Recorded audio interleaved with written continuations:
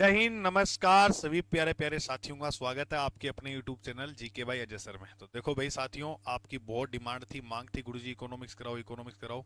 तो इकोनॉमिक्स की बात आ है कि आपा क्लास शुरू कर दी इकोनॉमिक्स की आज हूँ। और पहली क्लास है। अब मैं दो तीन बातें क्लियरफाई कर देता हूँ पहले कि देखो लाइव क्लास ही होगी नहीं, क्यों गुरुजी?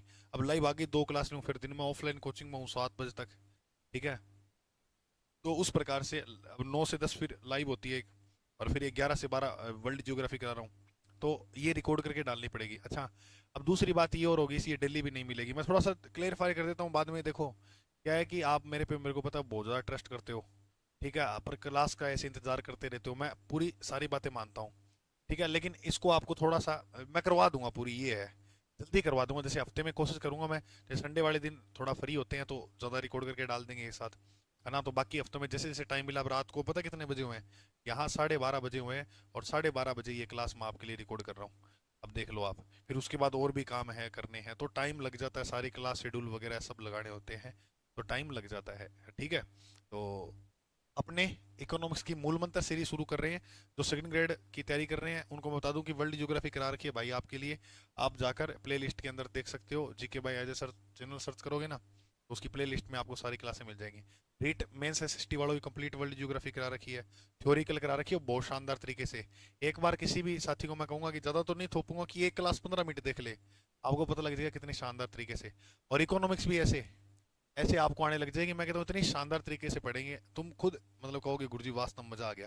तो देखो, अर्थशास्त्र की अगर अपन बात करेंगे तो सुनना ध्यान से। अर्थशास्त्र की अगर हम बात करेंगे तो आपके सिलेबस के अंदर एसएसटी में ये दे रखा है गुरुजी। सिर्फ 5 ही टॉपिक दे रखा है, ज्यादा कौन दे रखा है? कितना है? 5। पहला भाग के अंदर अब बात करेंगे भारतीय अर्थव्यवस्था की। भारतीय अर्थव्यवस्था में क्या क्या जो है वो दे रखी है। अगर वो बात करेंगे तो सबसे पहला जो टॉपिक है वो अपना को दे रखा है अर्थ व्यवस्था के क्षेत्र या अर्थशास्त्र के जो क्षेत्र है उसके बारे में अपन जो है सबसे पहले चर्चा करेंगे। कितने क्षेत्र होते हैं? 3। प्राथमिक, द्वितीयक और तृतीयक। पहलो कृषि हो गयो, दूसरो उद्योग हो गयो, और तीसरो सेवा। बोलो मेरे साथ एक बार। प्राथमिक पहलो दूसरो तीसरो, पहलो दूसरो तीसरो, पहला दूसरा तीसरा। पहले में कृषि, पहला कृषि करांगा, फिर उद्योग में भेजांगा, फिर बाद सेवा, यानी हमारे तक वो चीज जो है वो पहुंचेगी। क्लियर? ओके। उसके बाद औपनिवेशिक काल में भारतीय अर्थव्यवस्था, दूसरा टॉपिक ये है। तीसरा उदारीकरण, निजीकरण और वैश्वीकरण, ग्लोबलाइजेशन, है ना? डॉक्टर मनमोहन सिंह जी को जनक माना जाता है, और पी टाइम सरकार की गीत दे आया तो पीवी नरसिम्हा राव की सरकार, यानी तो याद अपने पढ़ेंगे, बढ़िया शानदार तरीके से पढ़ेंगे, इतना शॉर्ट ट्रिक से पढ़ाऊंगा, चीजें ऐसे याद हो जाएंगी आपको। विदेशी व्यापार संगठन डब्ल्यूटीओ, जिनेवा शहर के अंदर मुख्यालय, सारा वो पढ़ेंगे। निर्धनता व खाद्य सुरक्षा के बारे में अपने पढ़ेंगे। ठीक है। चलो, ये भाग एक में इतने टॉपिक पढ़ने हैं, सिंपल है। ज्यादा 30 एक दिन में ये पूरी 30 एक क्लासों में पूरी हो जाएगी, ज्यादा टाइम नहीं लगेगा।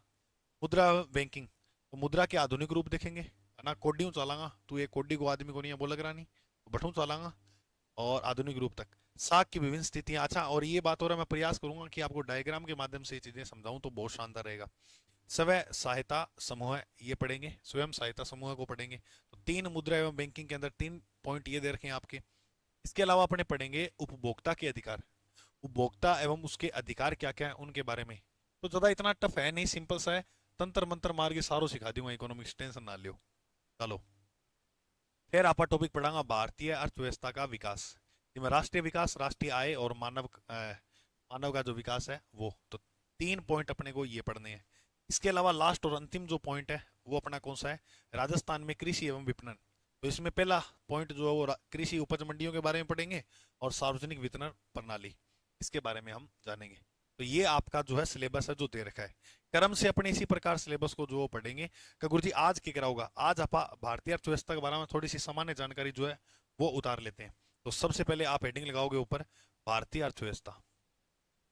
भारतीय अर्थव्यवस्था। देखो, अर्थव्यवस्था एक देश का, एक राष्ट्र का विकास करने के लिए बहुत महत्वपूर्ण होती है ना? और भारत की पूरी जो अर्थव्यवस्था है वो किसके ऊपर टिकी हुई है? कृषि के ऊपर। अच्छा था ना, मैं थोड़ी सी बात आज आ भी बता दूंगा, क्योंकि विशेषता है, पहले क्लास है, टॉपिक तो शुरू किया नहीं है, तो अपने थोड़ी चर्चा इस बारे में भी कर लेंगे कि आपका जो पढ़ने का टाइम शेड्यूल वगैरह है वो किस प्रकार का होना चाहिए। बहुत बार कमेंट आते हैं गुरुजी ये बताओ, तो स्पेशल वीडियो बनाने से अच्छा अपने इसी में इसकी जो है चर्चा कर लेते हैं। देखो, भारतीय अर्थव्यवस्था की बात करते हैं तो इकोनॉमिक्स, अगर या अर्थशास्त्र की बात करें तो अर्थशास्त्र का जो जनक है, पहले बात तो है याद रखो, अर्थशास्त्र का जो जनक है वो किसे माना जाता है? तो अर्थशास्त्र का जो जनक है वो एडम स्मिथ को माना जाता है। करो याद, जल्दी जल्दी याद करो, जल्दी जल्दी याद करो, जल्दी जल्दी याद करो। एडम स्मिथ, एडम स्मिथ को अर्थशास्त्र का जनक मानते हैं। मेरे साथ बोलो एक बार, Adam Smith, Adam Smith, Adam Smith, Adam Smith, Adam Smith, Adam Smith. Adam Smith ने सैव स्मिथ सैव 1700, तो 1776 में एक पुस्तक लिखी और बी पुस्तक को नाम हो the wealth of nation, the wealth of nation, wealth of nation. The wealth of nation जो पुस्तक है वो किसकी है? एडम स्मिथ की। द वेल्थ ऑफ नेशन में इसने जो परिभाषा दी है भाई साहब ने, एडम स्मिथ ने जो अर्थशास्त्र की परिभाषा दी है, इसने कहा है कि अर्थशास्त्र जो है वो धन का विज्ञान है। धन का शास्त्र या धन का जो ज्ञान विज्ञान है उसे ही क्या कहा है? अर्थशास्त्र विज्ञान कहा है। तो very very very very most important बात है, याद रखना कि अर्थशास्त्र को धन का विज्ञान किसने कहा था? ये कहा था अपने एडम स्मिथ जी ने। तो इतनी बातें आप बताओ, लिख ली? अच्छा, अब अगर रियल में अगर इसकी परिभाषा देखा कि अन्य लोगों ने इसकी परिभाषा जो है वो क्या दी है, वो गुरुजी क्या लिखेंगे? तो इसकी परिभाषा जो है, तो परिभाषा ये लिख सकते हो कि अर्थशास्त्र जो है सामाजिक विज्ञान की वह शाखा है। अर्थशास्त्र ये एडम स्मिथ की नहीं है, ये अन्य लोगों ने जो है वो बताया है। सामाजिक विज्ञान की वह शाखा है। सामाजिक, कोई परिभाषाओं से प्रश्न नहीं आता है, लेकिन ये है कि शुरू में थोड़ी सी ये चीज हो जाएगी ना कि अर्थशास्त्र मतलब धन है, तो धन पैसों की बातें होंगी। अच्छा, धन में भी किस प्रकार सा लेना देना, विनिमय प्रणाली, वो भी आपको समझना, सुनना ध्यान से मेरी बात। अर्थशास्त्र सामाजिक विज्ञान की वह शाखा है, कि वह शाखा है, शाखा है जिसमें, जिसमें वह शाखा है जिसमें उपभोक्ता, अब देखो ये नाम आया है, अब उपभोक्ता, उपभोक्ता कौन है? उपभोक्ता हम है। उपभोक्ता कौन है भाई? उपभोक्ता हम है। तो इसके अंदर हम क्या करेंगे? उपभोग करेंगे, उपभोग करेंगे, उत्पादन करेंगे। ठीक है, उत्पादन, उपभोग लिख लेना थोड़ा बढ़िया रहेगा यहाँ। उपभोग, उत्पादन करेंगे, वितरण करेंगे, वितरण व विनिमय। ये चार शब्द जो है इसके अंदर जो है ये पूरी इकोनॉमिक लगभग समट सिमट कर जो वो रह जाती है।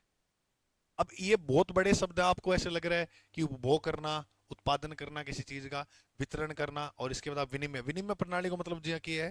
जैसे मान के चलो, मान के चलो अब यहाँ पर ये पानी का गिलास है, ठीक है, ये पानी का भरा हुआ है, और आपके पास जैसे मान लो ये कोई, जैसे ये किताब है, ठीक है, तो अब आपको पानी पीना है और मुझे किताब पढ़नी है, तो आप क्या कहोगे? ये लो भाई, आप ये किताब ले लो और मुझे पानी का गिलास दे दो। तो इस प्रकार से उसकी प्यास बुझ जाएगी, तुम्हें पढ़ना था आप पढ़ लोगे। तो ये होती है विनिमय। पहले जी हाँ, आज भी आप स्कूल टाइम में भी यहाँ करता, स्कूल टाइम में भी चीज़ें जो है वो आदान प्रदान कर लेते। ले यार मेरे पास ये पेन है, तू ये ले ले, मुझे रेड वाला दे दे। मेरे पास नीले दो पेन है, तेरे पास लाल दो है, तो तू ब्लू ले ले और मुझे, इस प्रकार से करते थे। इसे बोलते हैं विनिमय, एक्सचेंज करना। विनिमय प्रणाली क्या है, इसे कहा जाता है। बात समझ में आ गई? तो इसके अंदर याद रखना, उपभोग, उत्पादन, वितरण व विनिमय का अध्ययन किया जाता है, अध्ययन किया जाता है, अध्ययन किया जाता है। तो इसने जो परिभाषा है वो एडम स्मिथ ने तो क्या बोली, ये धन का विज्ञान है।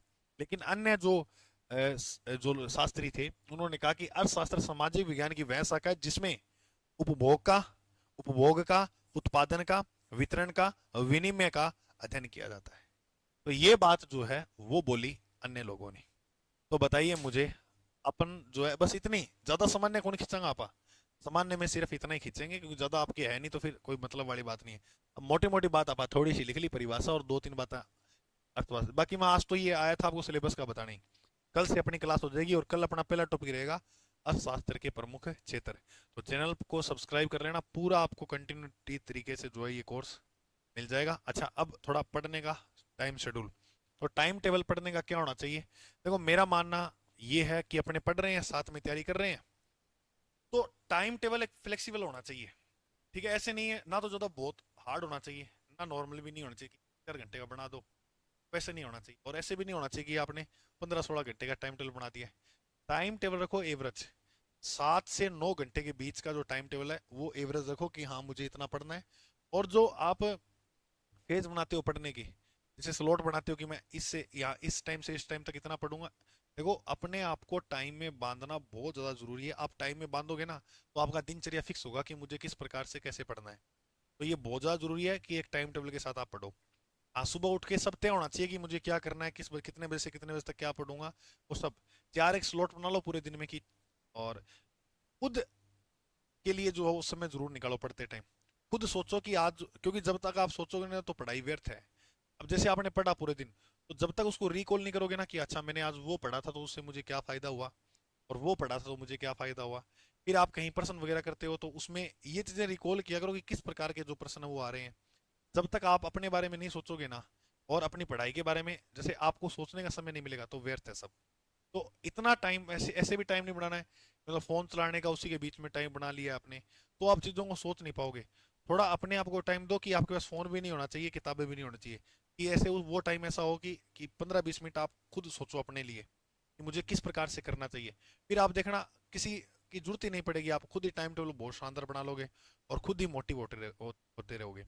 अब कई साथी कहते हैं कि सर जी हमसे ज्यादा नहीं पढ़ा जाता, तो आप शुरू के अंदर जो है ना वो प्लान छोटे बनाओ, क्योंकि आप छोटे प्लान को पूरा करोगे तो आपसे आपके अंदर मोटिवेशन आएगा। और कई तो क्या करते हैं, इतने बड़े बड़े प्लान बनाते हैं, उन सिलेबस को देखकर ऐसे लगता है कि ये तो 3 महीने में इतना बड़ा टाइम टेबल बना लेते हैं पूरे दिन में, कि इस टाइम से इस टाइम ये पढ़ूंगा, इस टाइम से इस टाइम। और फिर आपको ये लगता है कि 3 महीने में सिलेबस हो ही जाएगा, फिर उसके बाद क्या करूंगा।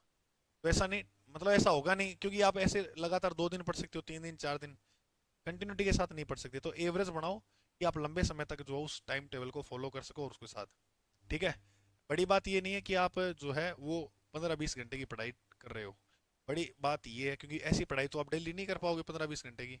बड़ी बात ये है कि आप चाहे 7 घंटे पढ़ो, लेकिन पढ़ो प्रतिदिन। प्रतिदिन पढ़ो, और संडे को आप ऐसे कर सकते हो कि हाफ डे पढ़ लो। हाफ डे थोड़ा आप अपने आप को समय दे लो, अपनी हॉबीज को समय दे लो, और जो है वो कोई एक मूवी वगैरह भी देख सकते हो। ठीक है, क्योंकि माइंड फ्रेश रहे उसको लेकर जो वो बात भी कर सकते। ठीक है, क्योंकि फिर आपको मंडे को फिर वो स्ट्रेस नहीं है, जैसे लगातार पढ़ते जाओगे तो ऐसे आएगा कि यार क्या जीवन है, मैं ऐसे भोग रहा हूँ जीवन को, ऐसे आएगा। लेकिन आप जो है वो इस प्रकार का टाइम टेबल रखकर पढ़ोगे ना, तो ऐसे बोरियत महसूस भी नहीं होगी, आपको सब कुछ बढ़िया चलने लगे। ठीक है मेरे दोस्त। चलो बाकी आप सभी समझदार हो, मैं पूरी आशा और उम्मीद करूंगा। बढ़िया तरीके से समझो बात को और पढ़ो मेहनत, अभी भी बहुत समय है हमारे पास, हम बदल सकते हैं बहुत कुछ। ठीक है।